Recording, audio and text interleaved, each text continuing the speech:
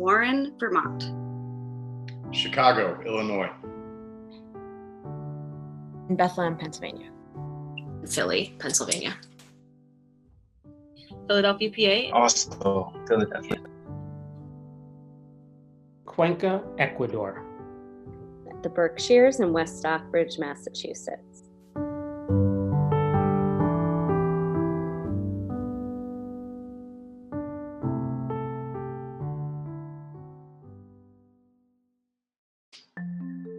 Brendan and I have been dating since New Year's Eve. Almost a year-ish. In May, it'll be 2 years technically. We've been friends for a lot longer. We have been married for 20 years.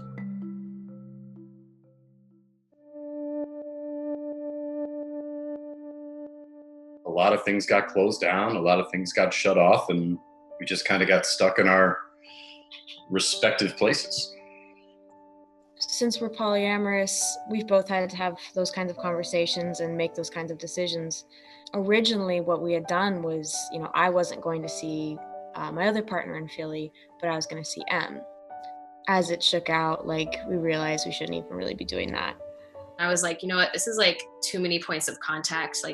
We really have to do this the right way and be more socially responsible. You don't know who could be a carrier. He lives with children. So I just want to be safe.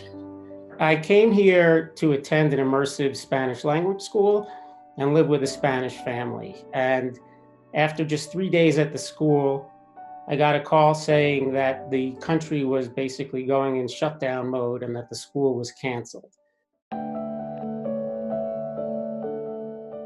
We kind of send a lot of memes and jokes to him just to make sure he knows that we're thinking about him. Texting, sending photos. FaceTime, text message. We're connecting every day. That's wonderful.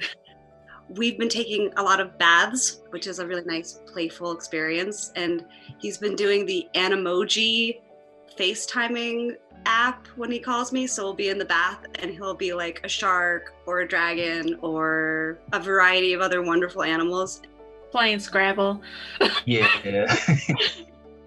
We did the Netflix party extension for Chrome. So you can watch something at the same time and then also chat at the same time. I forget what it's called. It's the Mae Martin series. Something gay. Yeah, it's gay. We do a lot of family video calls, and we all exchange lots of videos or photos of what we're eating or doing that day. We are reading poetry to one another and reading each other's stories.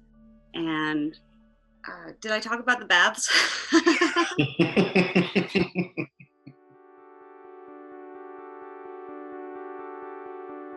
He's been serenading me a lot of Flight of the Conchords. If that's what you're into, how about him and you? Blah, blah, blah, that's what you're into. Just honestly, laughter is the best medicine for me. Make sure we're laughing, smiling through this time of crisis, keeping our spirits up. Just cracking jokes in the middle of the day and sending each other funny faces, pictures.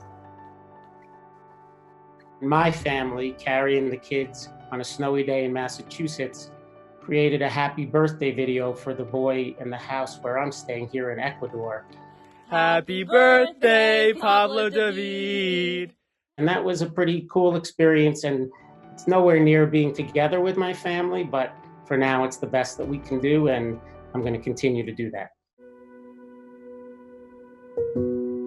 One of the love languages that we both have together is physical touch. And of course, during quarantine, we are not physically together.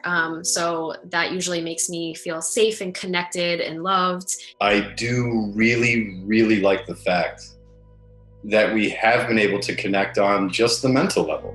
I think there's a respect in that, couples don't necessarily get to go through.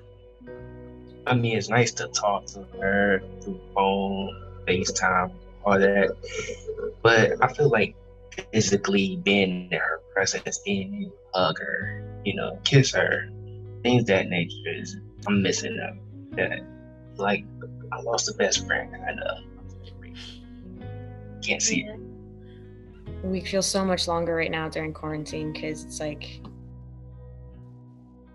each day drags on, each day kind of looks the same as the last one, and you don't know when it's going to end. As the weeks go by, wondering when is he going to get back, and things seem to keep getting worse, so I'm trying to have a positive outlook.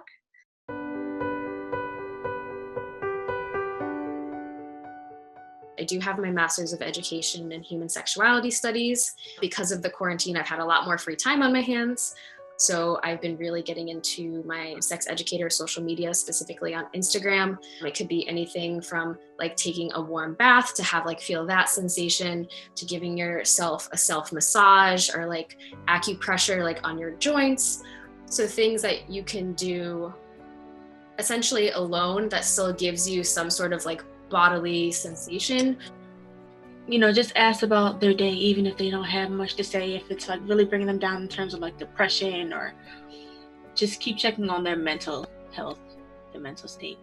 That's a very important thing. A hopeful spot, a lighthouse for me has been to think, well, what shall we manifest when we are reunited? Let's talk about it. Let's make our dreams come true in a sense. Let's sort of plan for it. I just miss him a lot. Just sitting even in silence with him. It was really nice.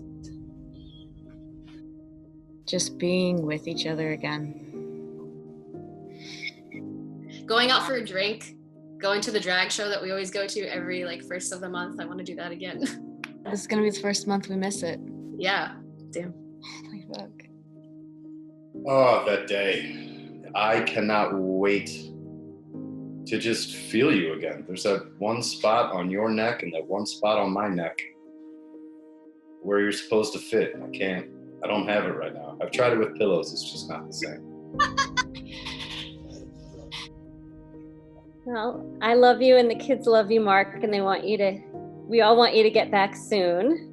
We need someone to do the dishes. They're piling up.